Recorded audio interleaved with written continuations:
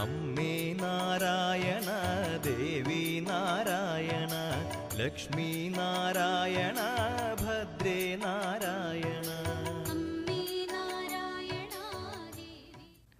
Pretty Anil is a chemistry teacher here at Scott Community High School and comes from Kerala, India. Her transition between India to the United States was a drastic change for her, but she has adjusted exceptionally well. The first time when I moved to United States, I landed in Kansas City, and you know that's a big place. So as we were driving from there towards Kansas, I wasn't sure that I'm still in the United States. I was so scared. But after coming to this place, it resembles to one of the small tiny places in India that we call as villages. So it resembles to those small tiny places. But it's different culture-wise, climate-wise, food-wise, you know, it was different. There's many differences she has experienced from teaching between India and here in Scott City. Yes, and it has been quite a challenge for her because a school day in India is very different from a school day here at Scott Community High School. In India, kids stay in one room and teachers move around.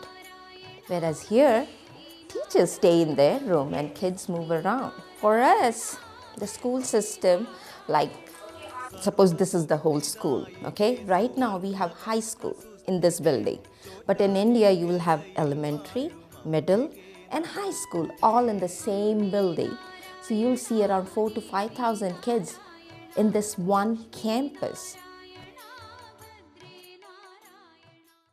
Also, students that have had the opportunity to have Mrs. Anil here at Scott Community High School feel that they have been prepared for college when they leave her classroom. She's done a good job. When kids come back from college, they tell us that college chemistry wasn't as hard for them because they had her in high school. Mrs. Anil, along with Dr. Rogers, have also helped Mr. Pickard, the physical science teacher here at SCHS, on his first days here. One of the hardest things when you move in from really far away, originally from Kansas City, moved here, knew precisely nobody. It's easy to feel alone, like there's nobody around, but they really helped me feel like, you know, I was part of something a little bit bigger, part of an actual community. We teach a class together, so we're always back and forth, helping each other out, loaning supplies, taking each other's classrooms and flipping them. So. In India, Mrs. Anil had to teach students from kindergarten to high school, and in Scott City, she only has to teach high school students. She says that the way you learn in India isn't the same way you learn at Scott City High School. So once I enter, I have same group of kids, like they all are sophomores or they are all freshmen. So when you're talking to them, the examples that you give, it is according to the age level. But here when I'm teaching, I have to cater to all different age levels. And age really matters a lot in education. And I still remember back in India, there was no limit. Like if I'm working in this one building, I have to teach from kindergarten to high school.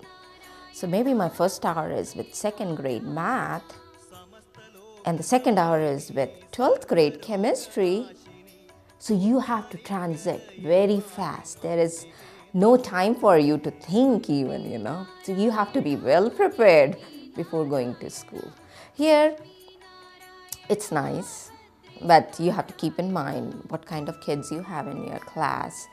And I feel sometimes it's easier to teach here compared to India because I used to run all over the building, right from the ground floor to the 10th floor. We had 10th floor high building in India. Where would you put 5,000 kids? When you're trying to teach to each and every kid, that is really challenging because in India, I just had to teach those kids who opted to be in my class to learn chemistry.